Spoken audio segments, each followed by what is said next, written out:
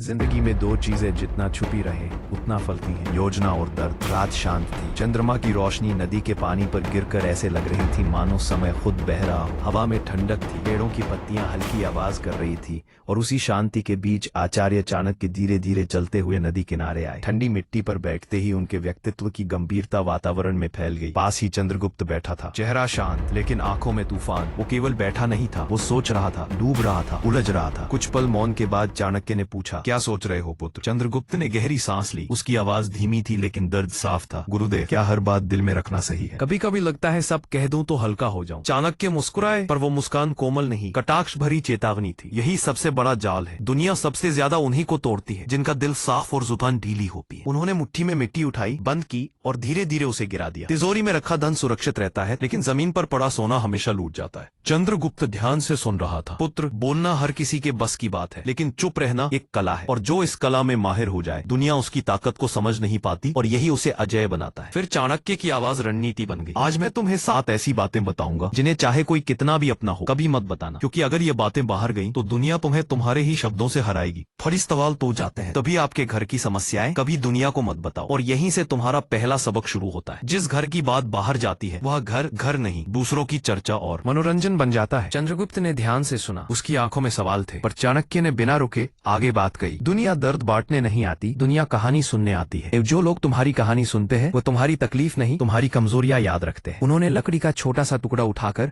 उसे 2 हिस्सों में तोड़ा। घर भी ऐसा ही होता है, बाहर वालों को जितना दिखाओगे उतना टूटेगा। इसके बाद उन्होंने एक घटना सुनाई। एक बार तक्षशिला में एक शिष्य आया। उसके चेहरे पर चिंता थी, आवाज में परेशानी। उसने कहा, गुरुदेव, मेरे घर में झगड़ा हुआ, पिताजी माँ पर चिल्ला रहे थे, भाई गुस्से में घर छोड़कर चला गया और मैंने ये बात अपने दोस्तों को बता दी। चाणक्य ने उस समय भी वही कहा था जो आज चंद्रगुप्त से कह रहे थे। पुत्र, जब तुम अपने घर की दरारें दुनिया को दिखाते हो तो दुनिया उन्हें जोड़ने नहीं और चौड़ा करने लगती है। उन्होंने आगे कहा, लोग करुणा नहीं कथा चाहते हैं, और जब कहानी तुम्हारी हो तो वे समाधान न हो तमाशा तलाशते।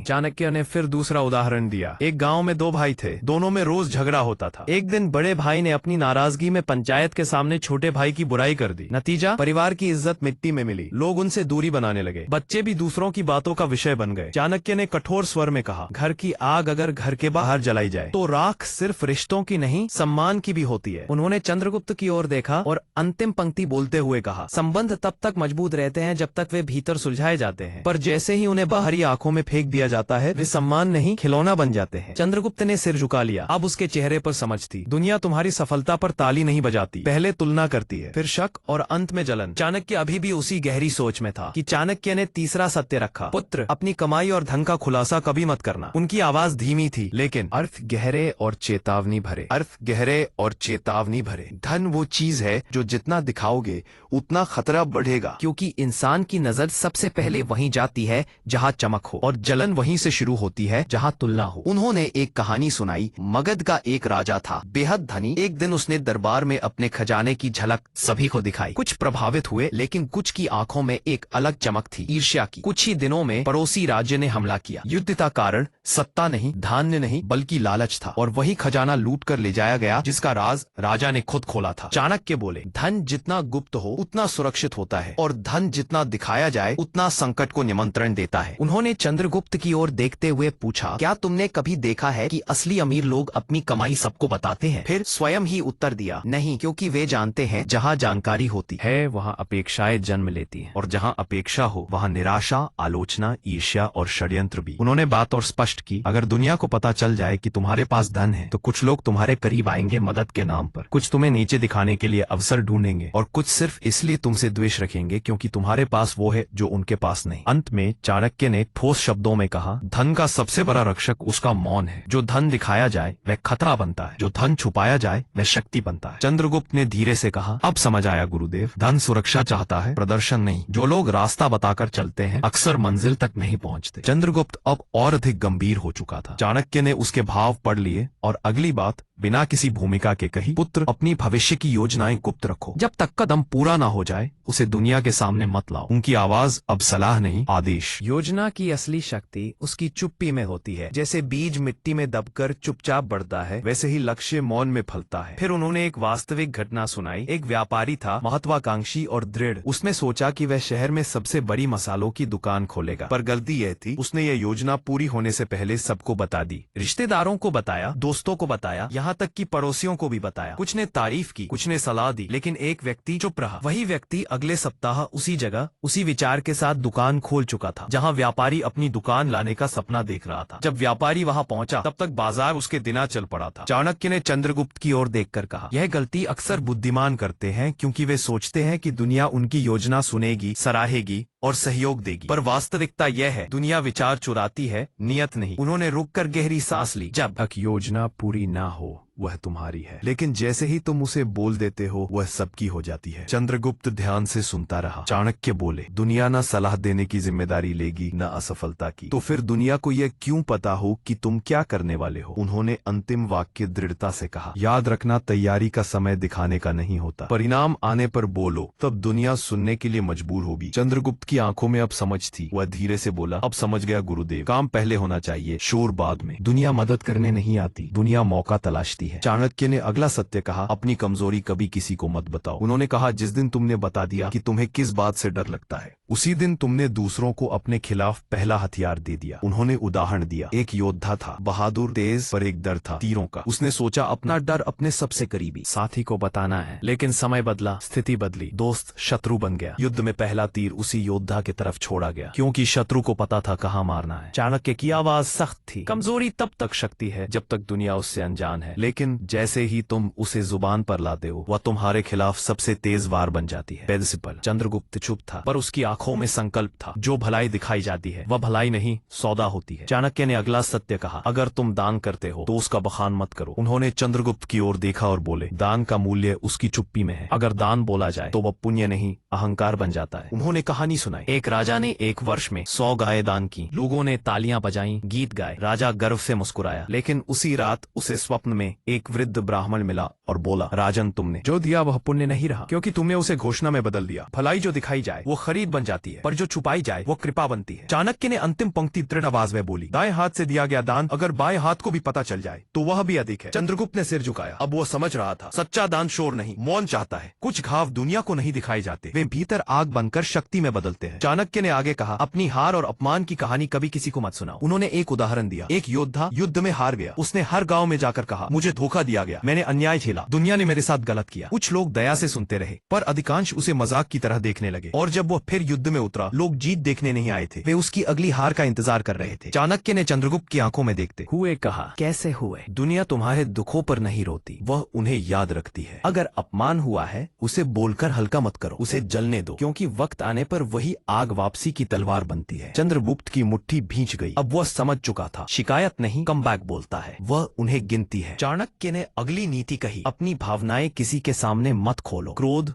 मोह, डर, दर्द, ये राज है, प्रदर्शन नहीं। उन्होंने समझाया, जब तुम किसी को बताते हो कि तुम किससे नाराज हो, दुनिया उसे तुम्हारे खिलाफ इस्तेमाल करती है। जब तुम बताते हो कि तुम्हें किस चीज से डर लगता है, लोग वही चोट पहुंचाने की कोशिश करेंगे। और जब तुम बताते हो कि तुम्हें किससे मोह है, वही मोह तुम्हारी सबसे बड़ी कमजोरी बन जाएगा। फिर उन्होंने एक कठोर सत्य कहा, मनुष्य की भावनाएं उसी समय मूल्यवान होती हैं जब वे नियंत्रित हों, न कि जब वे खुली और बिखरी हुई हों। उन्होंने एक उदाहरण दिया। एक राजा हर बात पर गुस्सा दिखाता था, पर जल्द ही सभी जान गए कि वह कब भड़कता है, किस बात पर प्रतिक्रिया देता है, और धीरे धीरे उसकी प्रतिक्रियाएं उसकी कमजोरी बन गई। उसका स्वभाव उसके खिलाफ हथियार बन गया। चाणक्य बोले, राजा वही है जो भीतर जले पर बाहर हिमालय जैसा शांत दिखे। चंद्रगुप्त अब समझ चुका था, भावनाएं डाल में रखी जाए, हथियार की तरह नहीं बांटी जाए। जब इंसान बोलना कम कर देता है तब उसकी मौजूदगी बोलने लगती है। चाणक्य ने चंद्रगुप्त की ओर देखते हुए कहा, मौन सिर्फ शांति नहीं, यह रणनीति है। जो बोलता है वह अपना मन खोल देता है, और जो मन खोल देता है उसकी दिशा को पढ़ना आसान होता है। उन्होंने उदाहरण दिया, तक्षशिला में एक राजा आया था। वह बहुत कम बोलता था। दरबारियों को कभी पता नहीं चलता था कि वह किस बात से सहमत है और किस बात से नाराज। कुछ उससे डरते थे, कुछ उसका सम्मान करते थे, पर एक बात सब मानते थे, उसका मौन निर्णय जितना शक्तिशाली था उतना उसके शब्द कभी नहीं थे। चाणक्य बोले, दुनिया उस व्यक्ति से नहीं डरती जो रोता, बोलता या शिकायत करता है। दुनिया उस व्यक्ति से डरती है जिसके बारे में वह कुछ नहीं जानती। उन्होंने अंतिम वाक्य गहराई से कहा, जब लोग तुम्हें पढ़ ना पाए तब तुम उनकी सोच पर हावी हो जाते हो। मौन तुम्हें रहस्य बनाता है और रहस्य हमेशा शक्ति होता है। चंद्रगुप्त की आंखों में निर्णय आ चुका था। अब वह सीख रहा था, ताकत हमेशा आवाज में नहीं होती, कभी कभी खामोशी में भी गरज होती है। जब इंसान अपनी जुबान पर नियंत्रण पा लेता है तब दुनिया उसके सामने झुकती है। नदी के उस किनारे जहाँ शुरुआत में भ्रम था, अब वहाँ स्पष्टता और दृढ़ता खड़ी थी। चंद्रगुप्त वही नहीं था जो बैठा आया था। उसकी आंखें अब सवाल नहीं, जवाब थी। उसकी सांसें अब असमंजस नहीं, संकल्प थी। चाणक्य ने अंतिम शिक्षा दी, पुत्र, इन 7 नियमों को याद रखना। जो बातें बाहर ना जाएं, वे तुम्हें गिरने नहीं देती, वे तुम्हें ढाल देती हैं। फिर उन्होंने 7 बातों को एक ही वाक्य में बांधा। घर की बातें, धन, योजना और भावनाएं, ये सब तब तक शक्ति है जब तक मौन में है। उन्होंने चंद्रगुप्त को देखा और कहा, आज से तुम बोलने वाले नहीं, तुम्हारा मौन बोलेगा। चंद्रगुप्त ने सिर झुकाया और दृढ़ स्वर में कहा, अब समझ आया गुरुदेव। शोर भीड़ करता है, मौन नेतृत्व पे। चाणक्य की आंखों में संतोष था। अब तुम तैयार हो नेतृत्व के लिए, युद्ध के लिए और भविष्य के लिए। हवा ठंडी थी पर चंद्रगुप्त के भीतर आग जल रही थी और इतिहास अब उसके कदमों की प्रतीक्षा कर रहा था। अगर ये आखिरी भाग तुम्हें भीतर तक लगा तो सिर्फ एक शब्द लिखो, ओई, मौन।